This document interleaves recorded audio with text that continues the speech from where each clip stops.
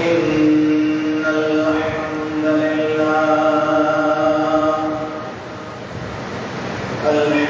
لله نحمده ونستغفره ونؤمن به ونتوكل عليه ونعوذ بالله من شرور أنفسنا ومن سيئات أعمالنا من يهده الله فلا مضل له ومن يضلل فلا هادي له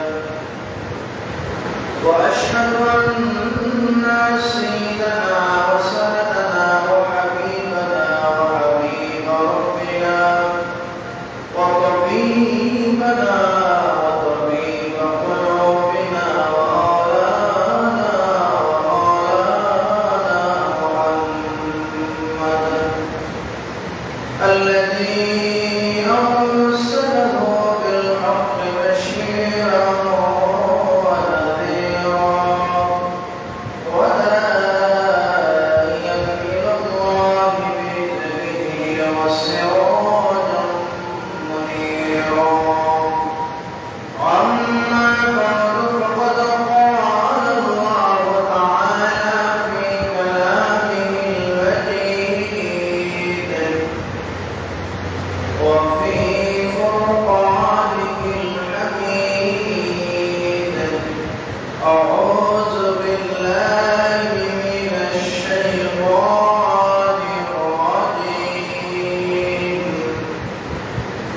بسم الله الرحمن الرحيم قل إن صلاتي ونسكي ومحياي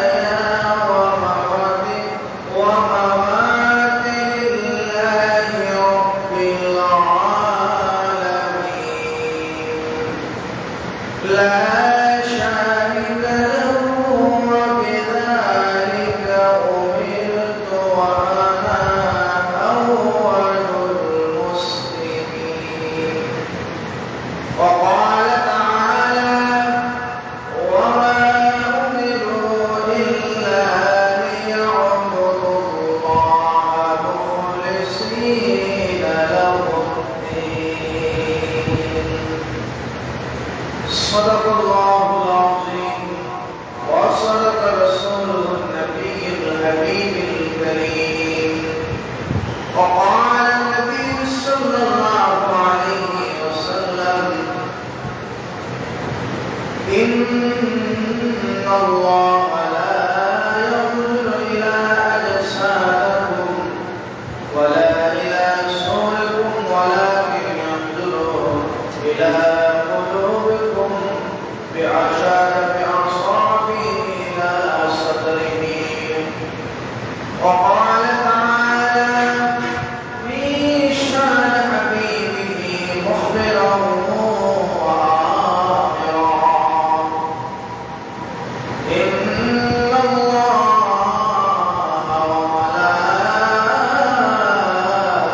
وملائكته يصلون على النبي يا أيها الذين آمنوا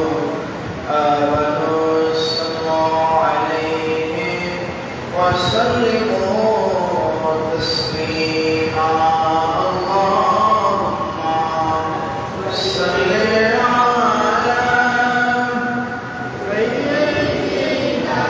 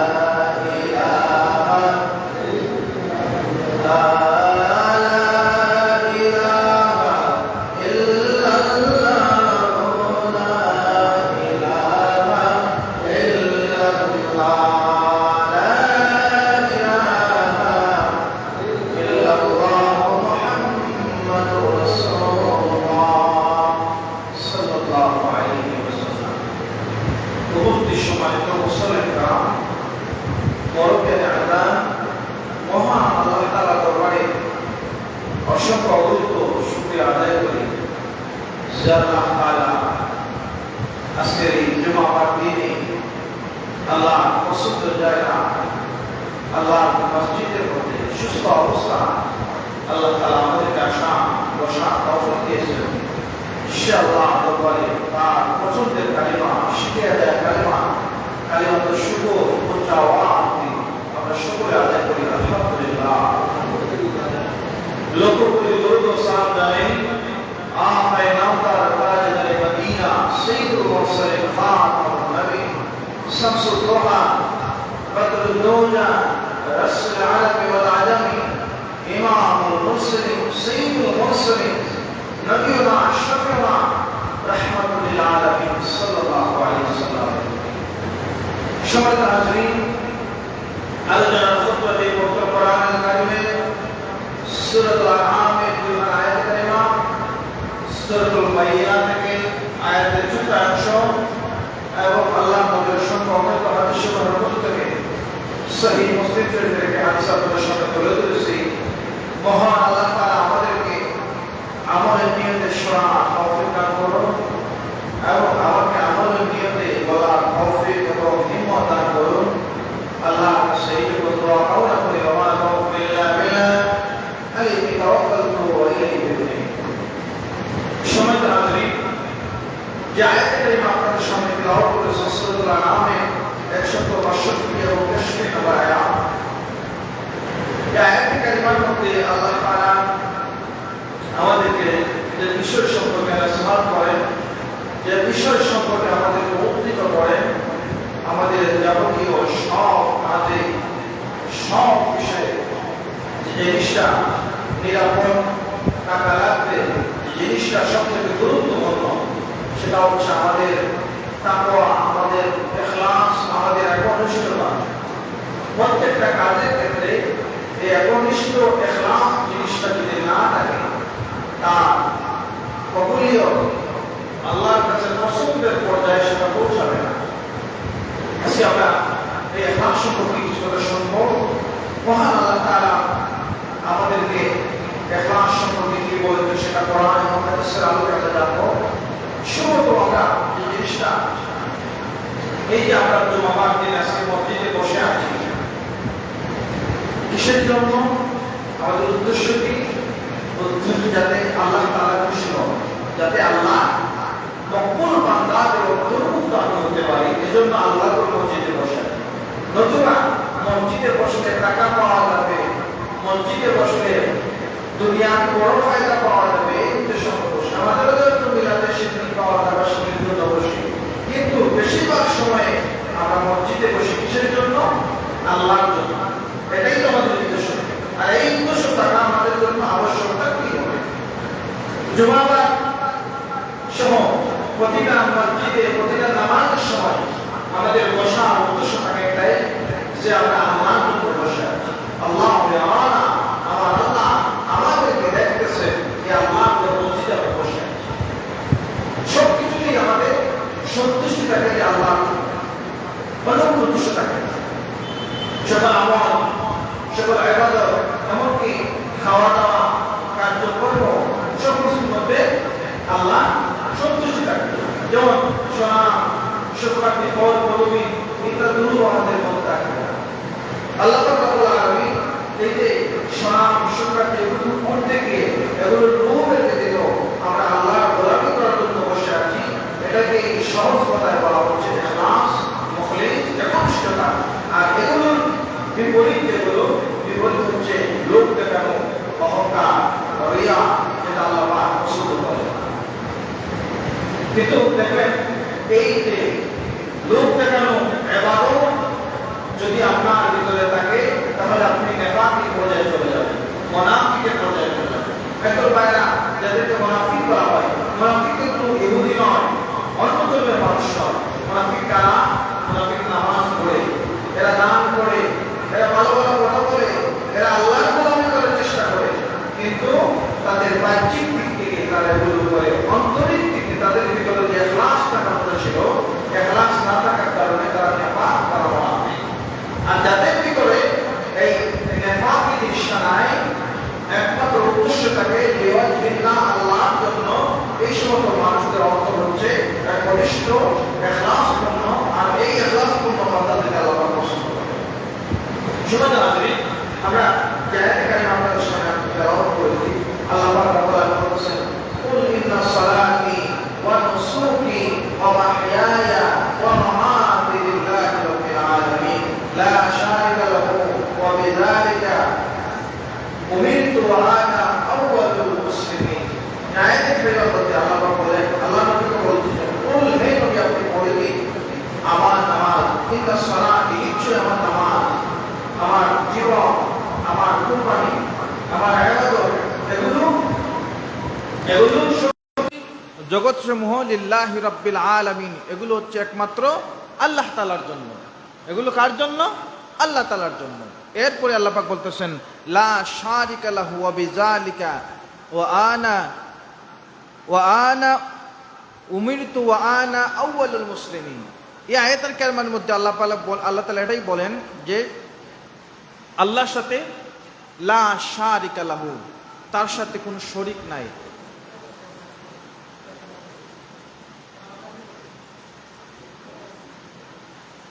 লা শারিকা লাহু, তার সাথে কোনো শরীক নাই।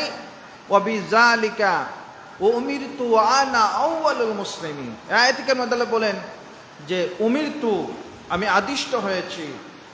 আমারা, এটা আরবি ব্যাকরণের ভাষায় মানে আমরের সেগা, আমরের থেকে, অর্থাৎ আদিষ্ট হয়েছে, আমাকে আদেশ করা হয়েছে। আনা আউওয়ালুল মুসলিমিন, আমি হচ্ছি প্রথম মুসলিম, মানে আনুগত্যশীল, আমি হচ্ছি প্রথম আনুগত্যশীল মুসলিম। আল্লাহ পাক রব্বুল আলামিন আরো ইরশাদ করেন সূরাতুল বাইয়িনার মধ্যে, ওয়ামা উমিরু ইল্লা লিয়াবুদুল্লাহা মুখলিসিনা লাহুদ্দিন। আরা, তার আদিষ্ট হয়েছে কিসের জন্য? যারা আল্লাহর ইবাদত করবে, কোন মাধ্যমে? মুখলিসিনা, একনিষ্ঠভাবে, লাহুদ্দিন, আর দিনকেও তারা একনিষ্ঠভাবে মেনে নিবে। তো আল্লাহ পাক রব্বুল আলামিন আমাদেরকে একনিষ্ঠভাবে দিনকে এবং আমাদের ইবাদতকে, আমাদের জীবনকে আল্লাহর রাহে কুরবান করার জন্য আল্লাহর পক্ষ থেকে পবিত্র কোরআনের মাধ্যমে আমাদেরকে জানিয়ে দিয়েছেন। এবং সূরাতুল মুলকের মধ্যে আল্লাহ পাক রব্বুল আলামিন ইরশাদ করেন 2 নম্বর আয়াতে, আল্লাযী খালাকাল মাউতা ওয়াল হায়াতা লিয়াবলুয়াকুম আইয়ুকুম আহসানু আমালা ওয়া হুয়াল আজিজুল গফুর। আমরা যদি এই আয়াতে কারিমার মধ্যে একটু চিন্তা করি, আল্লাহ পাক বলেন, যিনি সৃষ্টি করেছেন, আল্লাযী খালাকাল মাউত, যিনি মওত সৃষ্টি করেছেন। কিসের জন্য? মওত, আল্লাযী খালাকাল মাউতা ওয়াল হায়াতা, মওত এবং হায়াত মানে জীবন, এই দুইটা জিনিস আল্লাহ পাক সৃষ্টি করেছেন। কিসের জন্য? তোমাদেরকে পরীক্ষা করার জন্য। কোন পরীক্ষা করবেন? তোমাদের মধ্যে কে উত্তম, তোমাদের মধ্যে কোন মানুষ উত্তম, উত্তম মানুষকে পরীক্ষা করার জন্য আল্লাহ পাক প্রথমে কি করছেন? আমাদের জীবন দিয়েছেন। এরপর আমাদের জীবনের পরিসমাপ্তি ঘটাবেন মৃত্যুর মাধ্যমে। আর মৃত্যুর মাধ্যমে আমাদের ফলাফল আল্লাহর কাছে পৌঁছে যাবে। কারা? আহসানু আমালা, উত্তম আমল করেছি, উত্তম হায়াত, উত্তম জিন্দেগি আমরা গঠন করেছি, এটা আল্লাহর কাছে পৌঁছে যাবে। আর আল্লাহ পাক রব্বুল আলামিন হচ্ছেন ওয়া হুয়াল আজিজুল গফুর, পরাক্রমশালী, ক্ষমাশীল, মহান আল্লাহ তাআলা।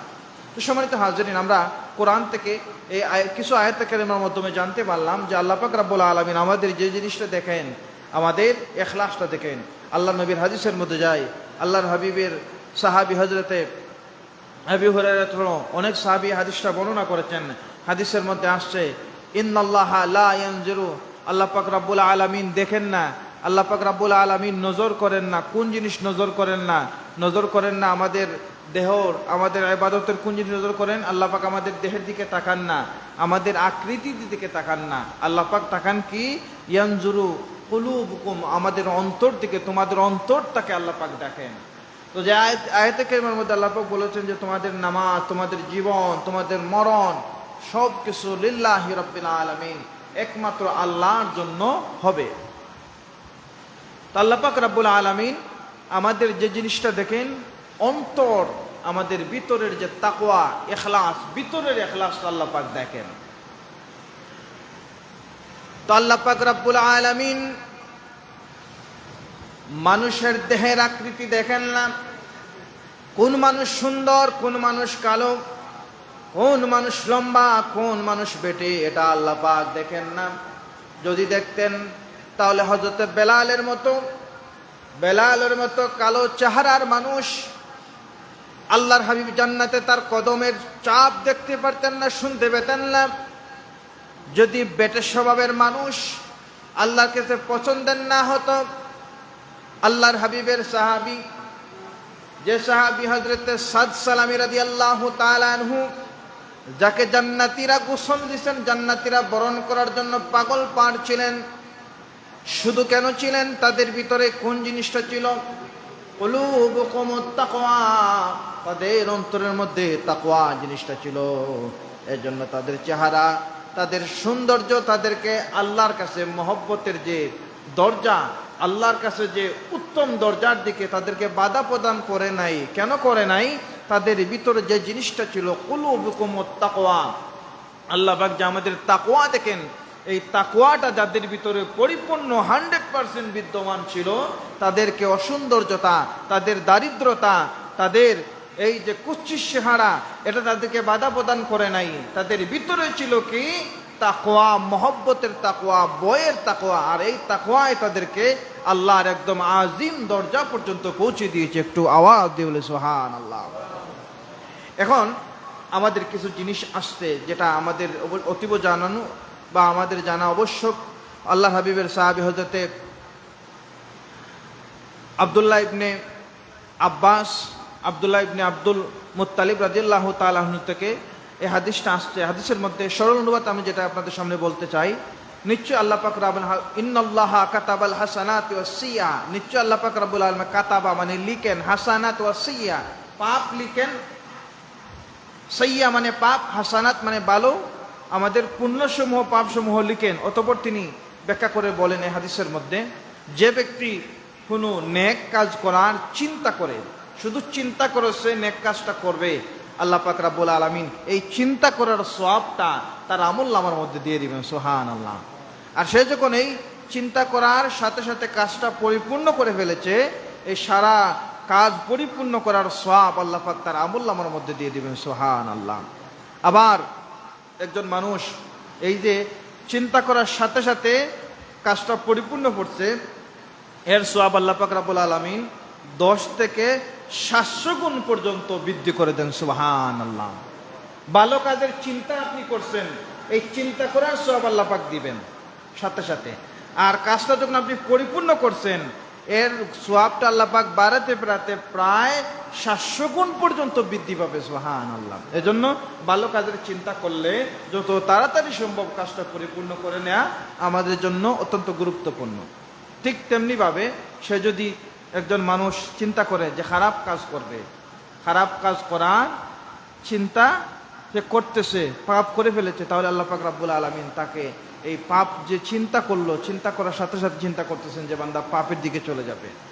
এখন অপেক্ষা করেন। এই সময় ফেরেশতারা, রহমতের ফেরেশতারা আল্লাহর কাছে, এবং যারা বদ লেখেন, দুই দল ফেরেশতারা, রহমতের ফেরেশতারা বলেন বান্দা তো চিন্তা করছে, এখনো পাপ করে নাই।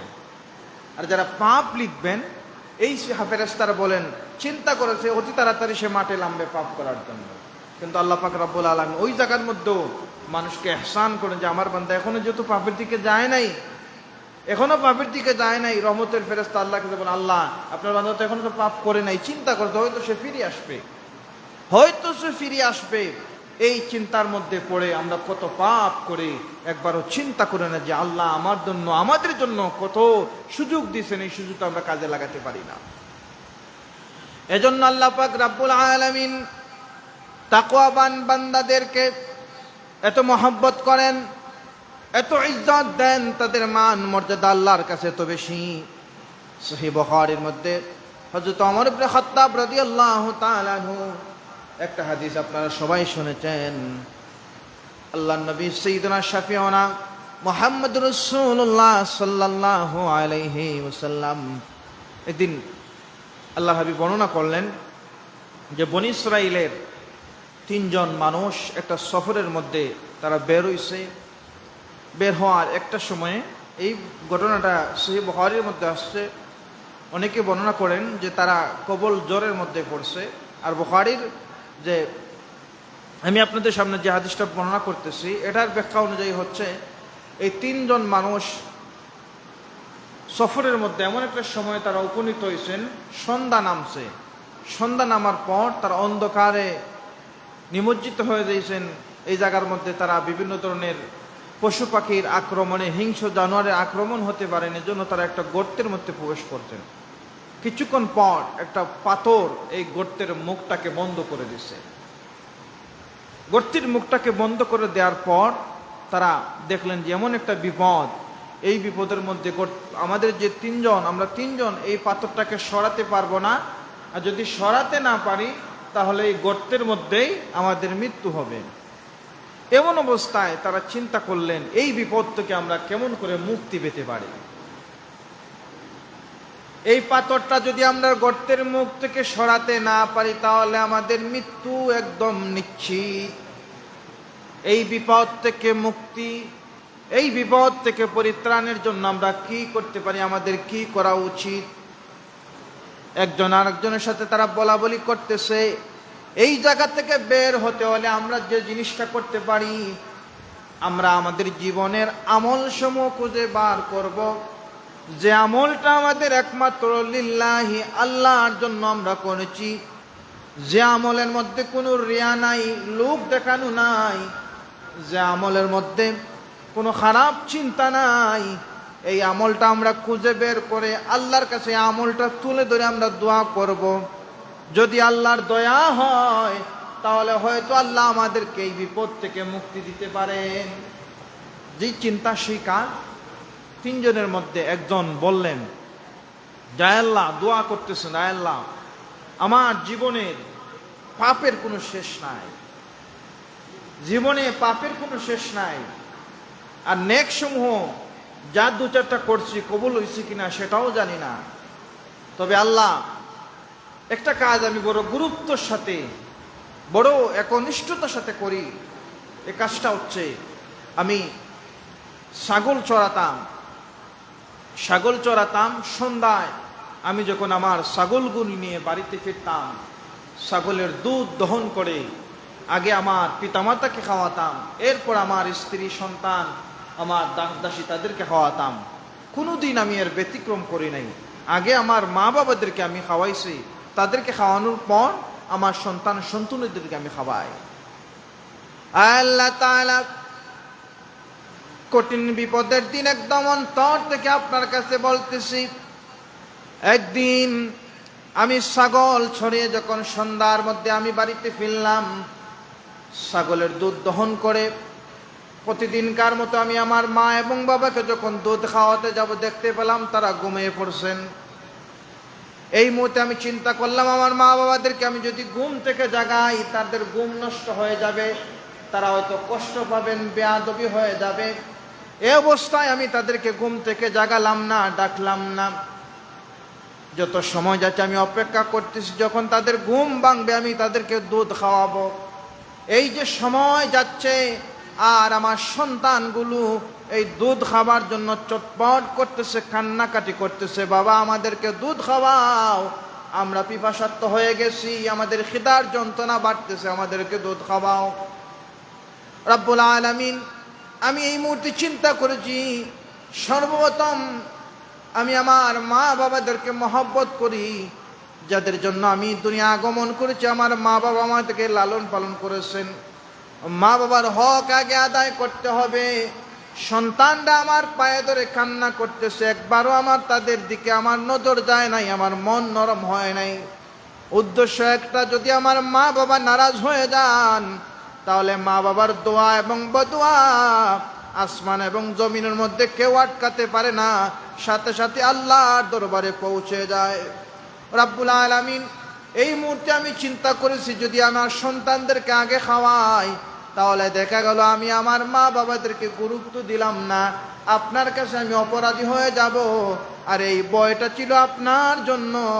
আল্লাহ তাআলা যদি এটা আপনার জন্য হয়ে থাকে তাহলে আমাকে এই বিপদের মধ্যে একটু সাহায্য করুন। দেখা যায় আল্লাহর বান্দার দোয়ার বদৌলতে এই পাথরটা সামান্য পরিমাণ পাক হয়েছে। সুবহানাল্লাহ। তেমন পরিমাণ ফাঁকা হয়েছে, এই পাখার মধ্যে তারা যে বাইর হবেন ভিতর থেকে এই সুযোগটা নাই। এবার আরেকজন বললেন, রে ভাইরা, তোমাদেরকে সাক্ষ্য করতেছি, আর আল্লাহ তো অবশ্যই দেখেছেন, আল্লাহ তো জানেন। আমার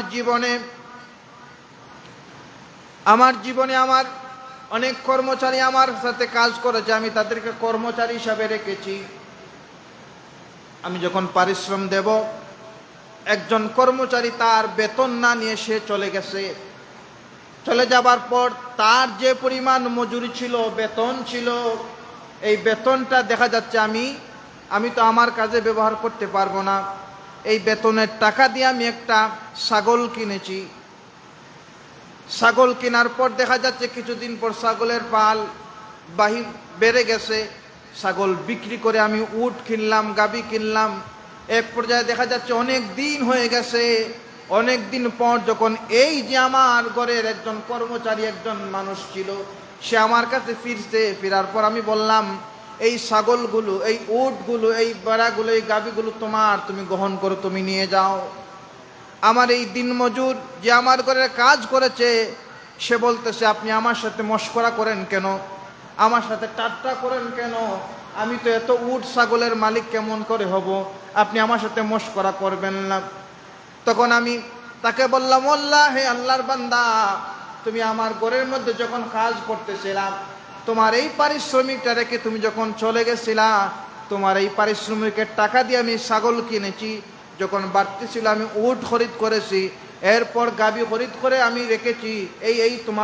এইগুলো আমি তোমার পয়সা থেকে করেছি। আমি একটা কানা করিও আমার জন্য ব্যবহার করি নাই। এটা তোমার সম্পদ, তুমি নাও। আল্লাহর বান্দা, আমাকে তুমি গুনাহগার বানাবা। রব্বুল আলামিন, আল্লাহ তাআলা, এটা যদি আমি আপনার জন্য করে থাকি, এটা যদি আমি আপনার জন্য করে থাকি, রব্বুল আলামিন, আজকে এই কঠিন বিপদের সময় আপনি আমাকে দয়া করুন। দেখা যাচ্ছে আল্লাহর বান্দার এই দোয়ার বদৌলতে এই পাথরটা আরো একটু ফাঁকা হয়ে গেছে। সুবহানাল্লাহ। তো এই জায়গা থেকে আমরা কি শিক্ষা নিতে পারি? যে আমাদের অনেক সময় দেখা যায়, আমাদের অনেক ভাইয়েরা কাজ করেন, আমরা যদি তার পারিশ্রমিক অনেক সময় দেখা যাচ্ছে না বলে চলে গেছে, এই তার পারিশ্রমিকটা আপনি যদি বক্ষণ করেন, সে অন্যায়ভাবে আরেকজনের মাল আপনি গ্রহণ করলেন। কিন্তু এই জায়গার মধ্যে দেখেন আল্লাহর বান্দা কি করছেন, এই তার টাকা দিয়ে এগুলো করে তাকে দিলেন, এক বিন্দু পরিমাণ তিনি রাখলেন না। এটা আল্লাহর কাছে কবুল হয়েছে। এই জায়গার মধ্যে আল্লাহ পাক কোন জিনিস দেখলেন, যে এই বান্দার ভিতরে আল্লাহর বই আছে, ইখলাস আছে, একনিষ্ঠতা আছে। একনিষ্ঠতার বদৌলতে আল্লাহ পাক তাকে এই বিপদের মধ্যে সাহায্য করেছেন। সুবহানাল্লাহ। এমন পর্যায়ে ফাঁকা হয়েছে, তারা যে বাইর হইবেন এ পর্যায়ে গেল না। এবার তাদের 3 দলের মধ্যে একজন বাকি আছেন, তিনি চিন্তা করলেন যে আমার জীবনের তো পাপের শেষ নাই, নেক কাজগুলো কি ফাইন্ড আউট করলেন, খুঁজে বের করতেছেন। তিনি বললেন যে ভাইয়েরা, তোমাদেরকে সাক্ষী করতেছে, আল্লাহ তো অবশ্যই দেখেছেন, জানেন। আমার একজন চাচাতো যুবতী বোন ছিল, তাকে আমি অত্যন্ত পছন্দ করতাম, ভালোবাসতাম। আমি তাকে এমন পরিবারে, একজন পুরুষ একটা নারীর প্রতি যতটুকু আকর্ষণ থাকার কথা, সে পরিমাণ আকর্ষণ আমার এই চাচাতো বোনের প্রতি আমার ছিল। আমি একদিন তাকে বললাম, আমি তোমাকে এই পরিমাণ মহব্বত করি, পছন্দ করি, তুমি আমার সাথে জিনায় লিপ্ত হও। যদি লিপ্ত হও তাহলে আমি তোমাকে 120 দিরহাম বা এরকম একটা পরিমাণ আমি তোমাকে দেব। চাচাতো বোন বলল, ওয়াল্লাহে ওয়াল্লাহে, আমার চাচাতো ভাই, তুমি এই চিন্তা করো না, কখনো আমি তোমার সাথে জিনা করতে পারবো না।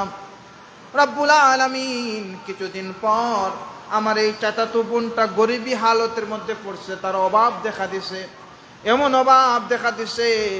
এক পর্যায়ে আমাকে বলল, চাচাতো ভাই, তুমি যে আমাকে প্রস্তাবটা দিয়েছিলা, এই পরিমাণ আমাকে দাও, আমি বিপদে পড়েছি, আর তুমি যা চাইছিলা সব নিতে পারবা। রব্বুল আলামিন আমার চাচাতো বোন আমার সাথে খারাপ প্রস্তাবের মধ্যে রাজি হয়ে গেছে। আমরা উভয়ে কাপড়, আমাদের গা থেকে কাপড় খুলে আমরা উলঙ্গ হয়ে গেছি। একদম শেষ পর্যায়ে আমরা যখন জিনার মধ্যে পৌঁছে যাব, আমার চাচাতো বোন ওই জায়গার মধ্যে বলেছে, আল্লাহর বান্দা, ইত্তাকুল্লাহ, তুমি আমার সাথে জিনা করবা বিবাহর বাহিরে, আল্লাহকে ভয় করো। রব্বুল আলামিন যেই মুহূর্তে আমার চাচাতো বোনটা আমার এই কথাটা বলেছে, আমার কানের মধ্যে পৌঁছেছে যে আল্লাহর বান্দা, তুমি আল্লাহকে ভয় করো। রব্বুল আলামিন এই মুহূর্ত থেকে কোনো পুরুষ ফিরে আসা সম্ভব নয়, কেবলমাত্র আমি আপনার ভয়ে এই মুহূর্ত থেকে ফিরে আসছি। আল্লাহ তাআলা যদি এটা আপনার জন্য হয়ে থাকে, এই ভালো কাজের বিনিময়ে আপনি এই কঠিন মুসিবতের মধ্যে আপনি আমাদেরকে দয়া করুন, সাহায্য করুন। আল্লাহর বান্দার এই উসিলা, এই একনিষ্ঠতা, এই ইখলাসতার দোয়ার কারণে আল্লাহ পাক রব্বুল আলামিন পাথরটা এমনভাবে সরালেন, দেখা যাচ্ছে তারা তিনজন মানুষ গুহা থেকে বের হওয়ার সুযোগ করে দিয়েছেন। সুবহানাল্লাহ। এই তিনজন মানুষ মুক্তি পাইছেন তাদের ইখলাস, একনিষ্ঠতা, আল্লাহর প্রতি পরিপূর্ণ ভয়ের কারণে। সম্মানিত হাজরিন, এজন্য বুখারী শরীফের নাম আপনারা শুনেছেন তো সবাই। কোরআনের পরে যেটার অবস্থান, যেটার গ্রহণযোগ্যতা, সহিহ বুখারী। এই বুখারী শরীফের মধ্যে সর্বপ্রথম যে হাদিসটা ইমাম বুখারী রাহিমাহুল্লাহ তাআলা লিপিবদ্ধ করেছেন, লিখেছেন, এই হাদিসটা কি? ইন্নামাল আমালু বিন্নিয়াত। ইন্নামাল আমালু বিন্নিয়াত। সকলে আমরা বলি যে সকলতার নিয়তের উপরে নির্ভরশীল হবো, তার নিয়ত জেলা কামটাওয়ালা, মাঝে মাঝে বলি না? এটা তো যদিও আমরা আমাদের আঞ্চলিকতায় বলি, এটা হাদিসের কথা বলি। এটা কিসের কথা? এটা হাদিসের কথা। এই হাদিসের মধ্যে আল্লাহ নবী বলতেছেন প্রত্যেকটা মানুষের কাজ তার নিয়তের উপর নির্ভরশীল। এই মুহূর্তে আপনারা মসজিদে বসে আছেন, কে কোন নিয়তে বসে আছেন এটা তো আমরা প্রত্যেকেই নিজেরাই ভালো করে জানি। এই নিয়তটা কিন্তু আল্লাহ পাক দেখেন। নামাজও হয়েছে, আমাদের রাজনীতিক নামাজ আছে, লোক দেখানো নামাজ আছে। রাজনীতিক নামাজ কোনটা? নির্বাচন আসছে, এই সময়টাতে দেখবেন নেতা নামাজ পড়েন, নেতার সাথে যারা আছে সবাই নামাজ পড়ে। নির্বাচন শেষ, নেতারও নামাজ নাই, তার সাথে যারা আছে তারাও নামাজ নাই। এটা হচ্ছে রাজনীতির নামাজ। এটা কিন্তু এই যে কুল ইন্না সলাতি ওয়া নুসুকি ওয়া মাহইয়ায়া ওয়া মামাতি লিল্লাহি রাব্বিল আলামিন, এই নামাজ হয় নাই। আরেক নামাজ আছে, বিদেশ থেকে বড় ভাই আসছেন, চাচা আসছেন, তিনি নামাজি, নামাজ পছন্দ করেন, তিনার পিছন পিছন আপনি নামাজ পড়েন। এটা এই চাচাকে দেখানোর নামাজ আপনি পড়ছেন। এই নামাজ কিন্তু আপনাকে তাকওয়ার পর্যায়ে নিয়ে যাবে না। চাচা চলে গেছেন, ভাই চলে গেছেন, মসজিদে আপনাকে আর দেখা যায় না। সুতরাং আপনার এই নামাজটা ছিল ওই ব্যক্তিকে দেখানোর জন্য, আপনার এই নামাজ হবে না। আরে কিছু নামাজ আছে, এটা বলবো না, আপনারা কষ্ট পাবেন। তো এই যে লোক দেখানোর নামাজগুলো, এটা আল্লাহর কাছে পৌঁছাবে না, এই নামাজ আপনাকে কবুল করবে না। এজন্য আল্লাহ পাক বললেন সূরাতুল আনআমের 162 নম্বর আয়াতের মধ্যে যে কুল ইন্না সলাতি ওয়া নুসুকি ওয়া মাহইয়ায়া ওয়া মামাতি লিল্লাহি রাব্বিল আলামিন, যে আল্লাহর জন্য তোমরা নামাজটা পড়ো। তো যে কথা বলছিলাম, মসজিদে আমরা যে বসে আছি, আমরা যদি আমাদের চিন্তার মধ্যে থাকতে হবে যে আমরা আল্লাহর জন্য বসে আছি। কিসের জন্য বসে আছি? আল্লাহর জন্য বসে আছি, আল্লাহকে খুশি করার জন্য বসে আছি, আল্লাহর ইবাদত করার জন্য বসে আছি। আপনি যতক্ষণ পর্যন্ত বসে থাকবেন আপনি নফল ইবাদতের সওয়াব পাবেন। সুবহানাল্লাহ। এরপর আপনি যতটা শ্রদ্ধা করবেন, যতটা নামাজ পড়বেন, যতটুকু তেলাওয়াত করবেন, যতটুকু তাসবিহ পড়বেন, এর ইবাদত আপনি তো আল্লাহর নিয়তে বসে আছেন, এর ইবাদত 10 থেকে নিয়ে 700 গুণ পর্যন্ত আল্লাহ পাক বৃদ্ধি করবেন। যার তাকওয়া যত বেশি, যার মজবুতি যত বেশি, তত বেশি পর্যন্ত আল্লাহ পাক সওয়াব দেবেন। সুবহানাল্লাহ। দেখুন, সব কথা শেষ কথা হচ্ছে প্রত্যেকটা কাজের মধ্যে নিয়তের বিশুদ্ধতা থাকতে হবে, অর্থাৎ আপনার ইখলাস, আপনার তাকওয়া পরিপূর্ণ থাকতে হবে। আল্লাহ পাক রব্বুল আলামিন আপনার সম্পদ কেমন, আপনি চেহারা কেমন, আপনি কেমন দান করেছেন, আল্লাহ পাক কিছু দেখবেন না। ইবাদত কবুলের ক্ষেত্রে দুইটা শর্ত, ইবাদত কবুলের ক্ষেত্রে দুইটা শর্ত। নাম্বার 1 যে শর্ত, এটা হচ্ছে আপনার ইখলাস থাকতে হবে, একনিষ্ঠতা থাকতে হবে। আপনি নামাজ পড়েছেন, আপনার নামাজ আদায় করেছেন। আমি প্রায় সময় বলে থাকি, নামাজ আদায় করা যায়, কিন্তু কবুল করাতে হলে অনেক চিন্তা করতে হবে। কবুল করাতে হলে অনেক কঠিন প্রসেসের মধ্যে দিয়ে আপনাকে আপনার সাথে লড়তে হবে। আদায় এক জিনিস, কবুল এক জিনিস। প্রথম যে শর্ত ইবাদত কবুলের জন্য, এটা হচ্ছে আপনার ইখলাস থাকতে হবে, নিয়তের বিশুদ্ধতা থাকতে হবে। 2 নম্বর যেটা শর্ত, শরীয়ত পন্থায়, শরীয়তের তারতম্য অনুযায়ী আপনার ইবাদত করতে হবে। মাগরিবের নামাজ 3 রাকাত। এখন এই মুহূর্তে আপনি তো নামাজ তো ভালো কাজ, 3 রাকাতে জাকাত ফরজ নামাজ আপনি 6 রাকাত পড়ছেন, আপনার নামাজ কবুল হবে? বলেন তো, আপনাদের নামাজ কবুল হবে? কেন কবুল হবে না? এটা শরীয়তের বাইরে চলে গেছে। শরীয়ত বলছে 3 রাকাত, আপনি 3 রাকাতই পড়ুন। আপনি জাকাত দেন, জাকাতের টাকা দিয়ে মসজিদ বানাইছেন, বিশাল মসজিদ বানাইছেন, এটা কি আল্লাহ কবুল করবেন? কবুল করবেন না। কেননা জাকাতের শরীয়তের খাত মসজিদে দেয়া এটা নয়। জাকাতের খাত হচ্ছে যে মানুষগুলো অসহায়, মাসারিফুজ জাকাত 8টি খাত, এই 8টা খাতে 8 দল মানুষ আছে, তাদেরকে আপনি দিবেন। এখন জাকাতের টাকা দিয়ে আপনি মসজিদ যদি নির্মাণ করেন, আপনার এটা শরীয়তের বাইরে চলে গেছে। যদিও ভালো কাজ, কিন্তু শরীয়তের পন্থায় আপনি করেন নাই। তো ইবাদত কবুলের ক্ষেত্রে প্রথম যে শর্ত ইখলাস, এবং বাকি যে 2 নম্বর যে শর্ত, শরীয়ত মতো করতে হবে, শরীয়তের পন্থায় আপনাকে করতে হবে। শরীয়ত আপনাকে বলে দিয়েছে যে এই কাজটা তুমি এই পথে ব্যয় করো, এই পথ তোমার এদিকে দিতে হবে। জাকাতের খাত এইটুকু, মাসরিফুজ জাকাত আল্লাহ বলে দিচ্ছেন।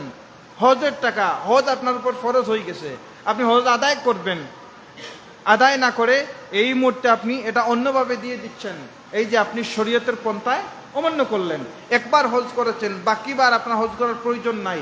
এই টাকাগুলো এই যে বর্তমান সময়টাতে আমাদের দেশের ফেনী, কুমিল্লা, মৌলভীবাজার, হবিগঞ্জ মানুষগুলো বড় অসহায়, লাশ বাঁচতেছে, এই সমস্ত মানুষদেরকে আপনি সাহায্য করুন। এই সমস্ত মানুষদেরকে আপনি সাহায্য করুন। বারবার আপনি হজ করার প্রয়োজন নাই, ফরজ একবার আপনি করেছেন, আপনার সামর্থ্য আছে, বাকি টাকাগুলো তাদেরকে দেন। এটাই হচ্ছে ভালো কাজ, এই হচ্ছে ইখলাস। এখন বারবার হজের মধ্যে উদ্দেশ্য আছে, রাজনৈতিক উদ্দেশ্য, ব্যক্তিক উদ্দেশ্য। তাকওয়ার উদ্দেশ্য যদি হয়ে থাকে আলহামদুলিল্লাহ, আল্লাহ পাক কবুল করবেন। আর যদি এই উদ্দেশ্য থাকে যে প্রতি বছর আমি হজে যাই, মানুষ আমাকে হাজী সাহেব বলে সম্বোধন করবেন, আল্লাহে আপনার হজ বিন্দু মাত্র কবুল হবে না। ইবাদত কবুলের প্রথম যে শর্ত ইখলাস, এটা আপনার মধ্যে নাই। এজন্য প্রতিটা কাজের ক্ষেত্রে যদি আপনার নিয়তের বিশুদ্ধতা থাকে, আপনার কাজ যদিও ছোট, যদিও আপনার কাজটা ছোট, কিন্তু আল্লাহর কাছে এটা অনেক বড় হয়ে যাবে। সাধারণ কথা বলি, এই রাস্তার মধ্যে আপনার হেঁটে হেঁটে বাড়িতে যাচ্ছেন, একটা গ্লাস পাইছেন, একটা কাঁটা পাইছেন, যদি আপনার ভিতরে তাকে তাকওয়া নিয়ে চিন্তা করেন, যা আমার একজন ভাই এদিকে যাবে, হেঁটে সে কষ্ট পাবে, আমি আল্লাহর জন্য আমার ভাই যাতে শান্তিতে যেতে পারে, আমি আল্লাহর জন্য আমার ভাইয়ের জন্য আমি কাঁটাটা সরালাম। এটা যদিও ছোট কাজ, এটা তো কঠিন কাজ নয়। এটা কাটা গ্লাস, এটা কাটা হাত থেকে আপনি এই জায়গা থেকে আরেক জায়গায় নিবেন, নিরাপদ জায়গায় রাখবেন, তেমন কষ্ট হবে না। কিন্তু যদি এটার মধ্যে তাকওয়া থাকে, তাহলে এই বালকাদের জন্য আল্লাহ হয়তো কিয়ামতের ময়দানে আপনাকে মুক্তি দিয়ে দিবেন। সুবহানাল্লাহ। আর যদি উদ্দেশ্য থাকে যে আমি এটা সরাইছি আর 10 জনকে বলছি, ওদিকে তোমরা তো যাইতেই পারলে না, আমি যদি এই কাজটা না করতাম তোমরা দ্বারা সম্ভব হইল না। যদিও আপনি কষ্ট করেছেন, গাম জড়াইছেন, কিন্তু আপনার উদ্দেশ্য ছিল মানুষকে জানাই দেয়া, তাহলে এই জানাই দেওয়ার কারণে আপনার ইবাদত ইখলাস পর্যন্ত, কবুল পর্যন্ত কখনো যাবে না। আল্লাহ হাবিবের হাদিস, হযরতে আবু হুরায়রা থেকে হাদিসটা প্রায় সময় আপনাদেরকে আমি হাদিসের কিছু অংশ বলে থাকি। আল্লাহ পাক রব্বুল আলামিন যে হাদিসের মধ্যে বলেছেন যে আল্লাহ পাক রব্বুল আলামিন ওই সমস্ত মানুষদের দিয়ে জাহান্নাম উদ্বোধন করবেন। তারা কারা? শহীদিন, যারা শহীদ, তাদের মর্যাদা এত বেশি, এত বেশি। আল্লাহ পাক রব্বুল আলামিন এই সমস্ত মানুষদেরকে, তারা যেভাবে তাদেরকে কবরে রাখা হয় কিয়ামতের ময়দানে, এই অবস্থায় তাদেরকে দাঁড় করানো হবে যারা আল্লাহর জন্য শহীদ হয়েছে, এই সমস্ত মানুষদেরকে। এবং এই হাদিসের মধ্যে হযরত আবু হুরায়রা এই হাদিসটা বলতে বলতে কান্নায় ভেঙে পড়তেন। তিনি বললেন যে কিয়ামতের দিন সর্বপ্রথম আল্লাহ পাক রব্বুল আলামিন শহীদের বিচার করবেন, তাকে হাজির করা হবে। আল্লাহ তার নিয়ামত রাজি কথা তাকে বলবেন এবং সে যথারীতি স্বীকারোক্তি করবে, আয় আল্লাহ আমি এই কাজটা করেছি। এরপর আল্লাহ পাক রব্বুল আলামিন বলবেন, তুমি এর বিনিময়ে কি আমল করেছিলে? তখন সে বলবে, আপনার সন্তুষ্টির জন্য করেছি। তখন আল্লাহ পাক বলবেন, তুমি তো আমার সন্তুষ্টির জন্য শহীদ হও নাই, তুমি তো আমার সন্তুষ্টির জন্য শহীদ হও নাই, তুমি শহীদ হইছ যে মানুষ তোমাকে বলবে যে মানুষটা সবার আগে ছিল, ঝগড়া লাগছে, সবার আগে ছিল। উদ্দেশ্য কি? যে আমি যদি আগে মারতে পারি, আমি সবার থেকে আগে থাকলাম, আমার নাম ডাকনাম হবে, আমার একটা সুনাম থাকবে। এই যে সুনামের উদ্দেশ্যে, যারা যশ খ্যাতির উদ্দেশ্যে আগে শহীদ হয়েছেন, এই সমস্ত মানুষদের কিয়ামতের ময়দানে এই শহীদি কোনো কাজে লাগবে না। আর যদি আল্লাহর জন্য, দ্বীনের জন্য একনিষ্ঠতার সহিত কিছু করে থাকেন, মসজিদে কাজ হচ্ছে, মসজিদের একটা জিনিসের প্রয়োজন, মনে করেন 1 লক্ষ টাকা থাকবে, একজন বলতেছেন আমি দিব 1 লক্ষ টাকা। উদ্দেশ্য কি? যে সবাই বলবে যে না উনি দিচ্ছেন, সবাই বলাবলি করবেন, না না তোমরা এগুলো চিন্তা করার দরকার নেই, টাকা পয়সা নিয়ে কোনো চিন্তা নাই, আমি তো আছি। অথচ আল্লাহ নবীর হাদিস হচ্ছে, তুমি যে হাত দিয়ে দান করবা, যদি ডান হাত দিয়ে দান করো, তোমার বাম হাত যেন টেন না পায়, তুমি যদি সামন দিক দিয়ে দান করো, তোমার পিছন দিক যেন জানতে না পারে। এভাবে এখলাস, এটাকে এখলাস বলে। এখন আপনি দিচ্ছেন 1 লক্ষ টাকা, আর একজন মানুষ মাত্র 10 টাকা দিছে, কাউকে বলে নাই, একদম নীরবে নিবৃত্তে মসজিদের বাসের মধ্যে রেখে গেছে, আল্লাহ আপনার করে দিলাম, আপনার কোনো কাজে লাগুক, আমার তো সামর্থ্য নাই, শুধুমাত্র যদি থাকতো আরো বেশি দিতাম, আল্লাহ আপনার জন্য দিলাম, আল্লাহর করে। 1 লক্ষ টাকা দিয়ে আপনি যা সওয়াব পাইছেন, এই 10 টাকা দিয়ে তার থেকে বেশি সওয়াব পাবে। সুবহানাল্লাহ। কেন পাবে? তার ভিতরে কবুলে যে প্রথম শর্ত এখলাস, এখলাসটা তার মধ্যে আছে। সময় তো হাজরিন, এজন্য আমাদের প্রতিটা কাজের মধ্যে এখলাস থাকতে হবে। শুধু যে নামাজের ক্ষেত্রে তা নয়, প্রত্যেকটা কাজে আপনার প্রত্যেকটা কাজে। এখন যে হুজুর শুধুমাত্র নামাজে এখলাস খুঁজতে হবে তা নয়, পরিবারের ক্ষেত্রে, খাবারের ক্ষেত্রে, আপনি ঘরে যে খাবার খাচ্ছেন, ভালো ধরনের খাবার খাচ্ছেন, এক্ষেত্রে যদি 51টি পরিবার একসাথে, যদি 3-4 জনের পরিবার থাকে, 3 ভাইয়ের পরিবার থাকে, পরিবারের ক্ষেত্রে মনে করেন গরু খলিজা রানছে, এই জায়গার মধ্যে আপনি ইনসাফের মধ্যে এখলাস বই থাকতে হবে যে এটার মধ্যে আমার পরিবারের সবাই খাবে, কারোর জন্য বেশি কারোর জন্য কম, এই জায়গার মধ্যে কিন্তু এখলাস আছে। আপনাকে এই খেয়াল করতে হবে। সন্তানদের ক্ষেত্রেও কোনো সন্তানকে আপনি বেশি দিচ্ছেন, কোনো সন্তানকে কম দিচ্ছেন, এটা করা যাবে না, এই জায়গার মধ্যে এখলাস আছে। এরপর আপনি কথা বলতেছেন, কথা বলার মধ্যে এখলাস আছে। আপনি যদি মোটামুটি পরিবারের 4 জনের মধ্যে একটু বেশি বুঝেন, আল্লাহ পাক আপনাকে আকল শক্তি বেশি বুদ্ধি দিচ্ছেন, এই ক্ষেত্রে আপনি তাদেরকে দমক দিতে পারবেন না, তাদেরকে আপনি দমক দিতে পারবেন না, তাদেরকে আপনি সহযোগিতা বলছেন যে ভাইয়েরা আপনারা তো এই জায়গার মধ্যে যান না, আমি গিয়েছি, এই অবস্থা, এখন এটা এমন করলে মনে হয় ভালো হবে। এভাবে না বলে আমরা কি বলি, তুমি বেশি বুঝো, আমি কলেজে গেছি, ভার্সিটিতে গেছি, তুমি কি কলেজের দায়রে গেছিলা, মাঝে মাঝে দমক দেই না আমরা, ইসলাম কিন্তু নিষেধ করেছে। এই জায়গার মধ্যে আপনাকে এখলাস থাকতে হবে যে আমার ভাই থেকে আমি বেশি বুঝি, বাবা থেকে বেশি বুঝি, এটা বলা যাবে না। দেখেন মা বাবা যাদের আমাদের বয়োজ্যেষ্ঠ হয়ে গেছেন, বয়স হয়ে গেছে, আমরা তাদেরকে দমক দেই, তাদের কথা শুনতেই চাই না, তাদেরকে গুরুত্ব দিই না। তুমি হচ্ছে আগের যুগের মানুষ, তুমি এইসব কি বুঝবা, আমি সব বুঝি, চিন্তা করার তো প্রয়োজন নাই। এই যে এই জায়গার মধ্যে এখলাসের দরকার, কিন্তু আমরা এখলাস হারিয়ে ফেলি। বড় ভাই বয়স হয়েছে, বড় ভাইকে সম্মান করার কথা, বাবার পর অনেকের বাবা ছোট বয়সে চলে গেছেন, বড় ভাই বাবার মতো স্নেহ মমতা দিয়ে পরিবারকে আঁকড়ে ধরেছে। যখন আজকে বড় ভাইয়ের বয়স হয়েছে, দেখা যাচ্ছে বড় ভাইকে বলে যে তুমি কি বুঝো। এই জায়গার মধ্যে আপনি এখলাস প্রতিষ্ঠা করতে পারেন নাই, এই ভাইয়ের জন্য কিয়ামতের ময়দানে আপনি আটকে যাবেন। জানেন, জানলে অবাক হয়ে যাবেন, আপনি নামাজ পড়েন নাই, যাকাত দেন নাই, হজ করেন নাই, আল্লাহর কাছে যদি এটা আল্লাহর হক, নামাজ, রোজা, হজ, যাকাত, এগুলো কার হক? আল্লাহ পাক ফরজ করে দিয়েছেন। এটা কাকে দিতে হবে? আল্লাহকে দিতে হবে।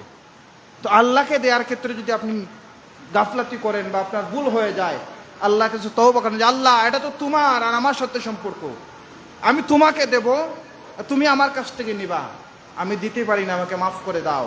আল্লাহ হচ্ছেন গফুরুর রহিম, আল্লাহ হচ্ছেন রহমানুদ দুনিয়া, রহিম আল আখিরা। রহিম আল আখিরা এত বিশাল রহিম আল আখিরা, অর্থাৎ আল্লাহর দয়ার শেষ হবে না কিয়ামতের ময়দানে। কিন্তু এই একটা জায়গার মধ্যে রহিম আল আখিরার ক্ষেত্রে আপনি হেরে যাবেন। কোন জায়গার মধ্যে? যদি আপনি হকুল ইবাদ, বান্দাদের হকের ক্ষেত্রে আপনি এখলাস না রাখেন, পরিবারের হকের ক্ষেত্রে এখলাস না রাখেন, আপনার প্রতিবেশীর হকের ক্ষেত্রে আপনার মধ্যে এখলাস না থাকে, ওয়াল্লাহে আপনি আটকে যাবেন। নামাজের জন্য, হজের জন্য যেটা আপনি আটকাইবেন, এটা আপনি নামাজ পড়েন নাই, এত পরিমাণ শাস্তি বুক করার পর আপনি জান্নাতে যেতে পারেন, সুযোগ আছে।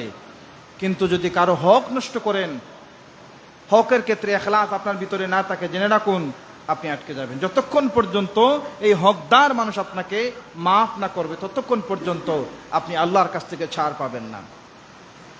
কিয়ামতের ময়দানে অনেক মানুষগুলো তার বিশালতার জন্য আল্লাহর কাছে আটকাবে না, সামান্য ছোটখাটো জিনিসের জন্য আল্লাহর কাছে আটকাবে। সে হয়তো সম্পদশালী হয়ে গেছে, তার আপন চাচাতো ভাই একদম নর্দমার মধ্যে পড়ে গেছে, একটু যদি বাঁকা নজরে তার দিকে তাকাই তো সেই অবস্থায় থাকতে হতো না।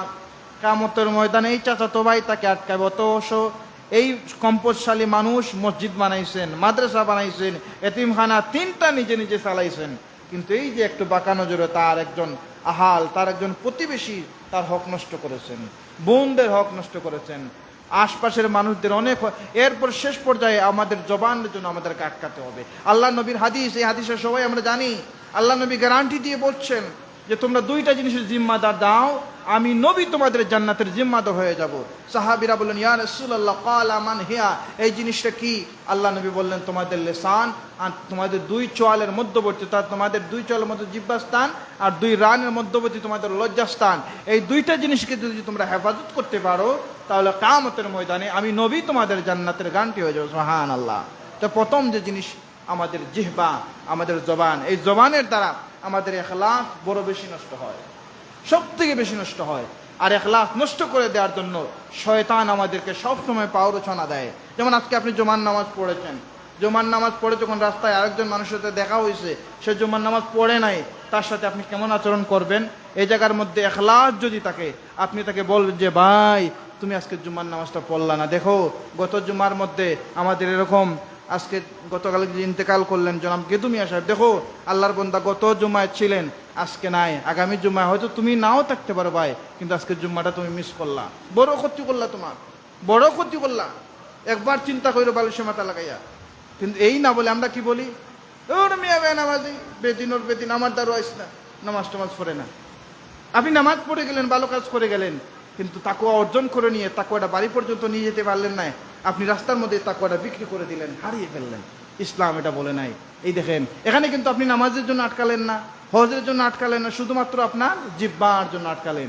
জিহ্বা দ্বারা আপনার আল্লাহ নবী, আল্লাহ পাক বলতেছেন, ওয়ালা তাআওয়ানু আলাল বিররি ওয়াত তাকওয়া, তাকওয়া এবং খোদাবীরতায় তোমরা একে আরেকজনকে সাহায্য করো, সহযোগিতা করো, তাকে এগিয়ে আসার জন্য তাকে তোমরা দাওয়াত দাও। আমরা দাওয়াত না দিয়ে কি করি, তাকে কর্কশ ভাষায় আমি যে নামাজ পড়ছি এটা তাকে বুঝাতে চাই যে আমি তোমার থেকে বড় হয়ে গেছি। কিন্তু ইসলাম এটা বলে নাই। আপনি যত বড় হবেন তত নমনীয় হবেন। প্রতিটা গাছ থেকে, প্রতিটা বৃক্ষলতা থেকে আমাদেরকে শিক্ষা নিতে হবে। আজকে কেউ বলতে পারবেন না যে কোনো গাছ বা বৃক্ষলতা একদম দণ্ডায়মান এভাবে। বাঁশ গাছ আছে না আমাদের প্রত্যেকের বাড়িতে, বাঁশ গাছকে এভাবে দণ্ডায়মান যদিও হয়, তার মাথাটা এভাবে নোয়ানো থাকে। কিছু কিছু বাঁশ নোয়াতে চায় না, তখন আল্লাহর সৃষ্টি ঈগল, চিল পাখি কি করে, তার আগাটা ভেঙে দেয় যে তুমি একদম আকাশের দিকে কেমনে দাঁড়াও, যিনি দাঁড়াতে পারেন তিনি হচ্ছে লিল্লাহি ওয়াহিদুল কাহার, তুমি দাঁড়াইও না। দেখবেন প্রতিটা গাছ বৃক্ষলতা তাদের মাথা সরাসরি এভাবে নয়, মাথাটা একটু এই দিকে নমানো। কেন? সে যত বড় হচ্ছে জমিনটাকে তত আল্লাহ, এই জমিন তো একদম আমার কাছে ছিল, আমি যখন একদম অঙ্কুর থেকে গজাইছিলাম তখন তো জমিনটাকে কাছে থেকে দেখেছি আল্লাহ, এখন তো আমি অনেক উপরে গেছি, কি এই জমিন থেকে অনেক দূরত্ব হয়ে গেছে রব্বুল আলামিন, এই জমিনের সাথে আমার সম্পর্কটাকে গভীর রাখো। আসমান থেকে আপনার যে রহমত নাযালাত আলাইহিমুস সাকিনা, আপনার নাযালাত থেকে, আপনার সাকিনা থেকে আমাকে দূরত্ব করে দিও না। এই চিন্তা সমস্ত সৃষ্টি করে কেবলমাত্র যারা অকৃতজ্ঞ বান্দা আমরা যারা আছি, আমরা এই চিন্তাটা করি না। আমরা আকাশের দিকে দাঁড়াতেই চাই, আমি বড় হতে চাই। অথচ আল্লাহর কোরআনে আয়াত হচ্ছে, তোমরা যতই মনে করো তোমরা পাহাড় থেকে বড় হতে পারবা না, আর জমিনটাকে তোমরা বিদীর্ণ করতে পারবা না। এটা আল্লাহর কোরআনের আয়াত, হয়তো সূরাতুল বনী ইসরাঈলের মধ্যে আল্লাহ পাক বলেছেন। তো আমাদেরকে যে জিনিসটা খেয়াল রাখতে হবে, এই সব কিছু থেকে আমরা বেঁচে থাকতে পারবো। মেডিসিন, ঔষধ হচ্ছে একটা। কি ঔষধ? যদি আমাদের ভিতরে ইখলাস থাকে, তাকওয়া থাকে, বয় থাকে। কোন বই থাকে? যে প্রতিটা অবস্থায়, প্রতিটা মুহূর্তের মধ্যে কেউ আমাকে বুঝুক না বুঝুক, দেখুক না দেখুক, যিনি আমাকে দেখেন তিনি হচ্ছেন আল্লাহ তাআলা। এই মুহূর্তে আল্লাহর যদি নাযালাত আলাইহিমুস সাকিনা, আল্লাহর রহমত নিয়ে একবার চিন্তা করেন, আপনি আল্লাহর থেকে দূরে যাবার কোনো সুযোগ নাই। আজকে ফজরের নামাজ পড়েন নাই, আমরা অনেক ভাইকে খুঁজে পাবো, কিন্তু নাস্তা করেন নাই হয়তো 2-4 জন পাবো, কিন্তু নাস্তা ঠিকই করছেন আপনি। নাস্তা এটা আপনার প্রতিদিনকার রুটিন, আপনাকে করতে হয়, না করলে আপনার অস্বস্তি লাগে। আপনি খাবারটা খাইছেন, ফজরের নামাজ পড়েন নাই, অনেক ভাই পাওয়া যাবে। এটার মধ্যে এই যে দায়িত্বটার মধ্যে আমাদের গাফলতি আসে। জুমার নামাজে যারা কাজ করেন একটু দেরিতে আসেন। কেন আসেন? তিনার এই কাজটা করতে হয়, বাধ্য। এই কাজটা এই সময় না করলে যারা অধীনস্থ কর্মচারী আছেন তারা মালিকের বয়ে করেন, আর যারা নিজের কাজ করেন যে আমার ক্ষতি হয়ে যাবে এই জন্য করেন। কিন্তু নিজের ইমানের, নিজের জীবনের সব থেকে ক্ষতি যেটা আমাদেরকে করে দিয়ে যায় সেটা হচ্ছে নামাজ। এই নামাজ আপনি মিস করেছেন, এই ক্ষতিটা করেছেন, নিজের ক্ষতি করেছেন, হক মেরেছেন কার? আল্লাহর। কিন্তু আল্লাহ পাক এই জুমা পর্যন্ত আপনাকে শাস্তি দেন নাই। যদি আপনি আমার ঘরের কর্মচারী হইতেন, এই 12টা পর্যন্ত আপনি কাজ না করতেন, আমি আপনাকে ধমক দিতাম, তুমি কেন কাজটা করে নাই, আজকের বেতন আমি তোমাকে দিব না। কিন্তু আল্লাহ পাক বলেন যে তুমি জুমা পর্যন্ত আমার একটা শুকরগুজারি করো নাই, আমি তোমাকে আজকে খাওয়াবো না, তোমার রিজেক্ট বন্ধ করে দেবো। আল্লাহর পক্ষ থেকে এমন কোনো ঘোষণা আসে নাই, এমন কোনো ঘোষণা আজ পর্যন্ত আসে নাই। কেন আসে নাই? এই যে আমরা খারাপ দিকে চলে যাবো আর রহমতের ফেরেশতা বলতেছেন আল্লাহ একটু সুযোগ দেন, এখন আপনার বান্দা যায় নাই, এখনো তওবা করে রাজা হয়তো আপনার দিকে ফিরে আসতে পারে, একটু সুযোগ আছে, আল্লাহ তাকে মাফ করে দিন। এই সুযোগটা কাজে লাগাইয়া আমাদের 60 বছরের জিন্দগি, 70 বছরের জিন্দগিটা দুনিয়ার মধ্যে কাটাই দিছে। আমাদের ইখলাস আমাদের কোথায় রাখছে, আমাদের তাকওয়া আমাদের কোথায় রাখছে, একবার চিন্তা করি না। তো আল্লাহ পাক রব্বুল আলামিন আমাদেরকে ইখলাস সাথে নিয়ে আল্লাহর মকবুল বান্দাদের অন্তর্ভুক্ত হওয়ার তৌফিক দান করুন। সবাই অন্তর থেকে বলি আমিন। ওয়া আখির দাওয়ানা আলহামদুলিল্লাহি রাব্বিল আলামিন। আস্তাগফিরুল্লাহ ইন্নাল্লাহা গফুরুর রহিম। أستغفر الله ربي من كل ذنب وأتوب إليه لا حول ولا قوة إلا بالله العلي العظيم لا إله إلا الله محمد رسول الله اللهم آمين الحمد لله رب العالمين والعاقبة للمتقين والصلاة والسلام على رسوله الكريم وعلى آله وأصحابه أجمعين ربنا فاغفر لنا ذنوبنا وكفر عنا سيئاتنا وتوفنا مع الأبرار يا نفسي لا تقنطوا من زلة عزومت إن الكبائر في الغفران كالأمام اللهم صل على سيدنا مولانا محمد صلاة دائمة مقبولة تؤدي بها الحق العظيم اللهم يا حي يا قيوم برحمتك استغيث আল্লাহ তাআলা জুমাবার দিন তোমার মায়ার বান্দারা আল্লাহ তোমার ঘর মসজিদের মধ্যে হাজিরা দিয়েছেন। রব্বুল আলামিন বুক ভরা আশা লইয়া তোমার দ্বারে ভিখারির বেশাত বাড়াইছে। আল্লাহ আমাদের জিন্দগির तमाम গুনাহগুলো মাফ করে দাও।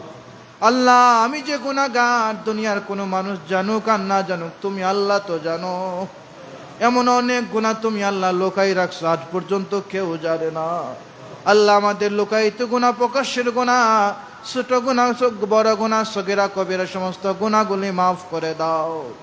আল্লাহ তাআলা আমরা যখন কোনো মানুষের সাথে ভুল করি, রাতের অন্ধকারে যখন তার কাছে গিয়ে বলি আমি ভুল করেছি আমাকে মাফ করে দাও, আপনার বান্দারা আমাদের মাফ করে দেয়। আল্লাহ তোমার নাম তো রহমান দুনিয়া, তোমার রহমান নামের ছেলে আমাদের জীবনের গুনাহগুলি মাফ করে দাও। আল্লাহ তাআলা আমরা যারা মানুষের হক নষ্ট করেছি, যারা জীবিত আছেন তাদের হক ফিরে দেওয়ার তৌফিক আমাদের দাও। রব্বুল আলামিন আমাদের কলিজার টুকরা মা বাবা যারা কবরে চলে গেছেন তাদের কবরগুলো জান্নাতের বাগান বানিয়ে দাও। আল্লাহ তাআলা গতকাল জনাবকে তুমি আসাব ইন্তেকাল করেছেন, তোমার বান্দার পরিবার থেকে দোয়া চাওয়া হয়েছে, আল্লাহ তোমার বান্দার কবরকে জান্নাতের বাগান বানিয়ে দাও। আল্লাহ তাআলা জনাব সান মিয়া সাহেব তিনার আব্বা আম্মার জন্য দোয়া চাইছেন, আল্লাহ তোমার বান্দার আব্বা আম্মার কবরগুলো জান্নাতের বাগান বানিয়ে দাও। আর যারা আহলে পরিবার থেকে কবরে চলে গেছেন তাদের কবরগুলো জান্নাতের বাগান বানিয়ে দাও। রব্বুল আলামিন আকরাম আলা হাকিমিন আল্লাহ এমন এক শুক্রবার এই গ্রামের জনাব সুরত খান সাহেব ইন্তেকাল করেছেন, আল্লাহ তোমার বান্দার কবরকে জান্নাতের বাগান বানিয়ে দাও। আল্লাহ আর অনেকের দোয়ার দরখাস্ত রয়েছে, প্রত্যেকের জিন্দা মুর্দাদের মাফ করে দাও। আল্লাহ বিশেষ করে আমাদের দেশে অনেক জায়গায় বন্যায় অনেক মানুষ তাদের জীবন আল্লাহ পানির সাথে যুদ্ধ করে শেষ করে দিয়েছে। আল্লাহ তাদেরকে শহীদি মর্যাদা দাও, আল্লাহ তাদেরকে জান্নাতের বাসিন্দা করে নিও। আল্লাহ যারা এখনো সহায় আছে তোমার কুদরত থেকে সাহায্য করো। অমুনিব এই মুসিবতের মধ্যে আমরা যখন ছিলাম বুঝেছি কত কষ্টে। আল্লাহ এই বেফানা মানুষদেরকে তোমার কুদরত থেকে সাহায্য করো। আল্লাহ তোমার কুদরত থেকে তাদেরকে কিনারা লাগিয়ে দাও। আল্লাহ তাআলা আরো যারা যে মুসিবতের মধ্যে রয়েছেন তোমার কুদরত থেকে তাদেরকে সাহায্য করো। তাকাব্বাল মিন্না ইন্নাকা আনতাস সামিউল আলিম ওয়া তুব আলাইনা ইয়া মাওলানা ইন্নাকা আনতাত তাওয়াবুর রহিম।